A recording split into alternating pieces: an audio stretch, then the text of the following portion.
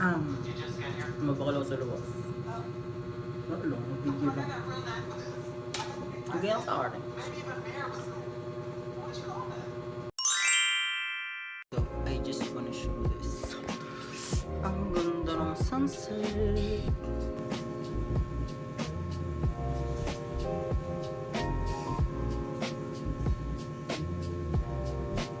So, I just wanna share na yeah. Mahuli kong tao kanina, kaso lang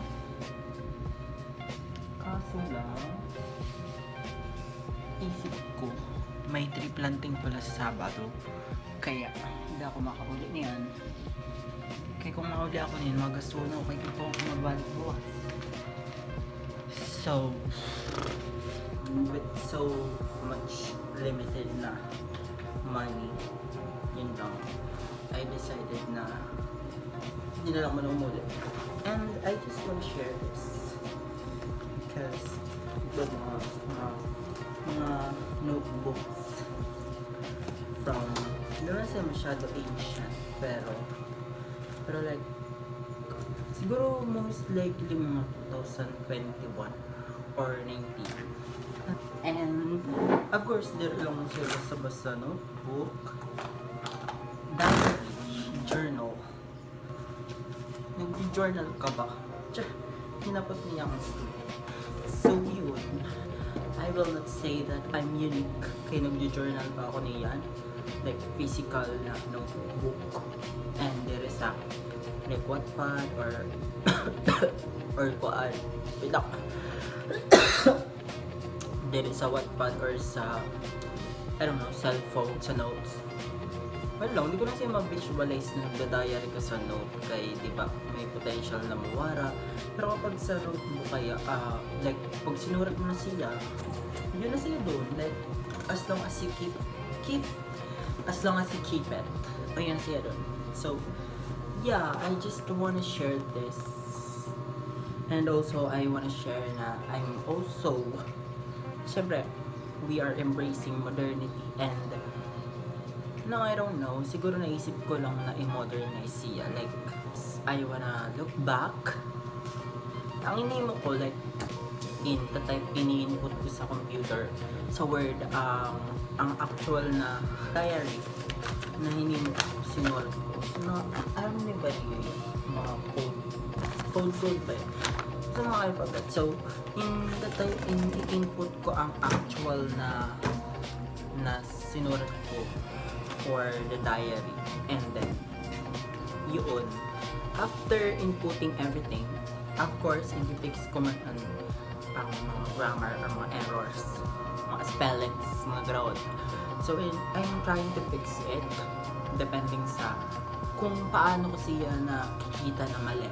Siguro ayusin lang, i-clarify lang ang mga bagay na siguro direct ko na express sa maya dati, because I am not perfect in grammar. Yeah, lalo na English. English ako magsurat sa mga sa diary. After isurat ko ang how I feel and how's my day. After son, kaya diba in-input ko na, wait lang. Kaya diba in-input ko na. So after that, parang narrate ako na,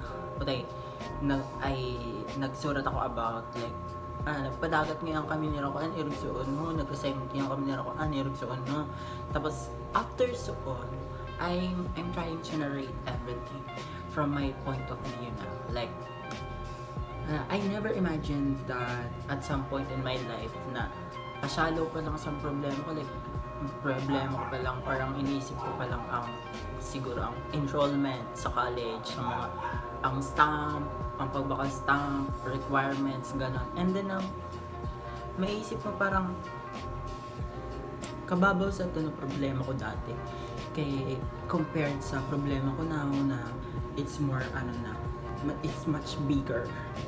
So, yun know, it's very, I don't know, satisfactory ba? Or, di ko alam, basta it gives me emotion na siguro it ease me somehow na ganon, like I am able to look back, like yeah, kung di ba kung ako lang, like ako din niyan, isip ko anong nangyari dati, Ano nangyari sa 2022, sa 2021, 2019. Dili ko siya ma-extract sa utak ko na, ala, erog sino yung kakalikutan ko utak ko, tapos maiisip ko na, no. Pero, like, dili ko siya naisip. Pero, reading this, like, parang, aram na aram ko pa ang nafe-feel ko the moment na, ay, kuan doon, sinurat ko siya, di ba? So, I just wanna share it. For example, August 8, 2022, di ba? It's been a week since I started. Oh, One Piece! Sabi ko na it's August 8, 2022. It's been a week since I started watching One Piece anime. I am currently at 617th, but I am losing interest since the time skip. Dito kasi, nung time skip, nag-ibang animation. Ang One Piece, pinanood ko siya hindi naman first choice or by choice. Siguro, na ano lang ako, like, na-intrigue lang ako na ang daming, like, super dami na fans, and then, kahaba-haba ng episode ba eh.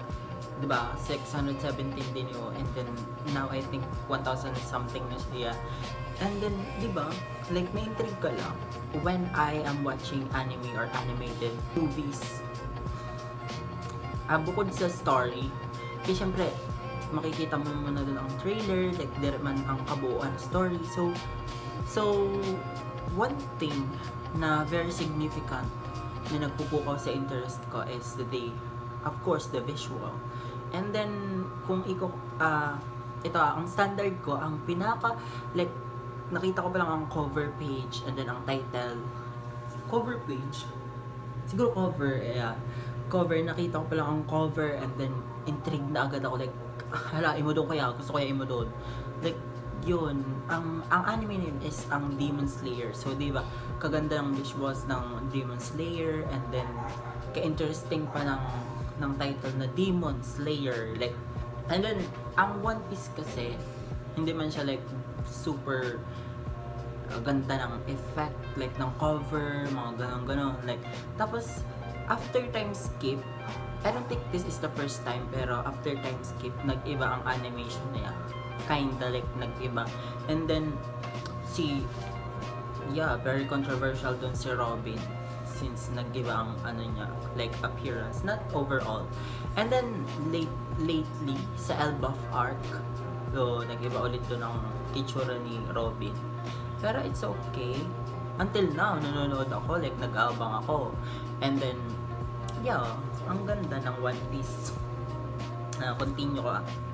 I don't think it is completely because of the changes in animations, but also in interest, since I also stopped doing workout and diet. Yun, di ba? No, it's not solely about like the animation itself, kasi di naman ako abot sa 617th episode kung sa animation lang ako, di ba?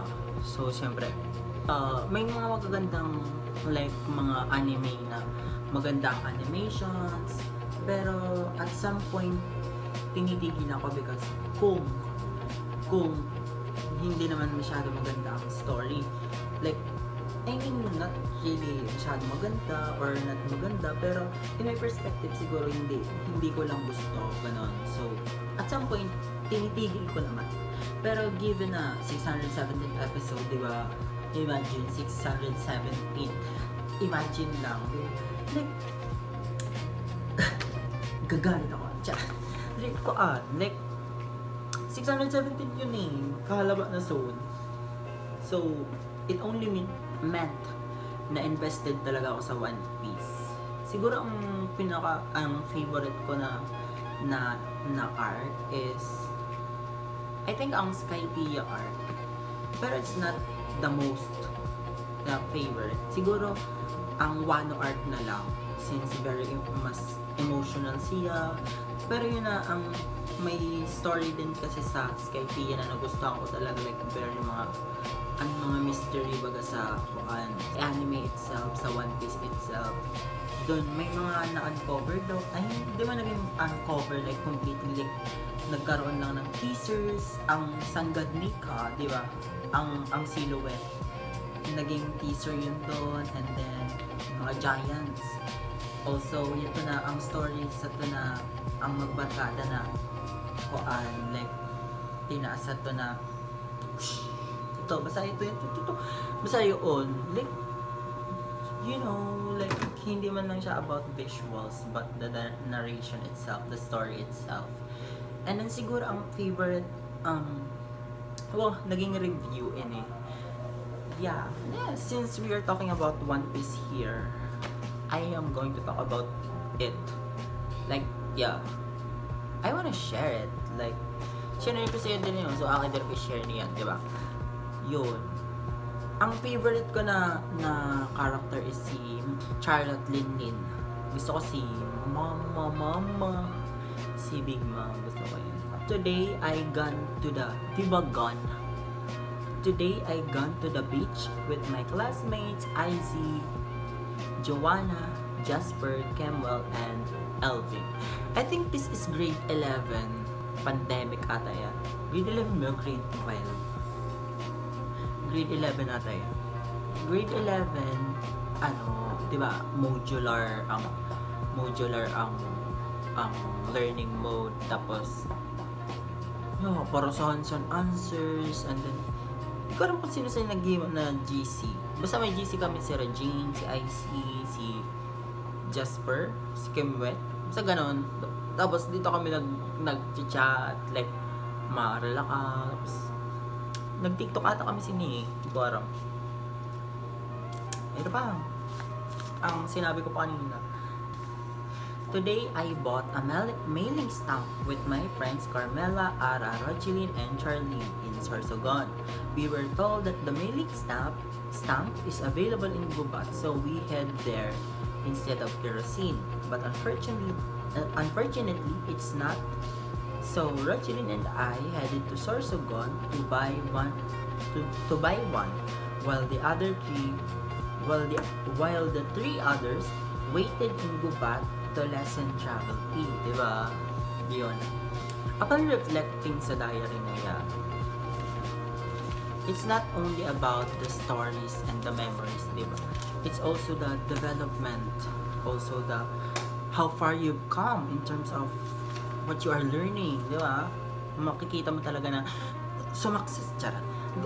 Like, makikita mo talaga na kahit di ka nag-major in English or like general or hindi masyado like specifically about grammar ang lessons. Ay, may drawing din mo.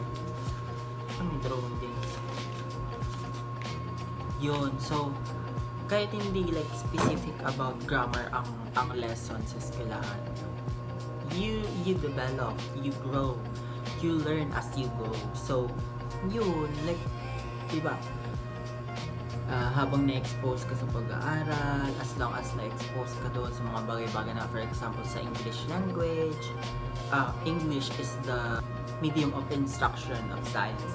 So, yun lang. Like, makikita mo dito na upon reading your journal na sinulat mo dati, may tawag. Makikita mo ang mga errors, how you express yourself, how you freely express yourself kahit wrong grammar ka, di ba? Di mo naisip dati na, hala, body wrong grammar ako, di ako masuwart sa nirot. Imagine the confidence, like, marali ang grammar mo, pero nag-express ka sang gano'n, like, kabongga soon.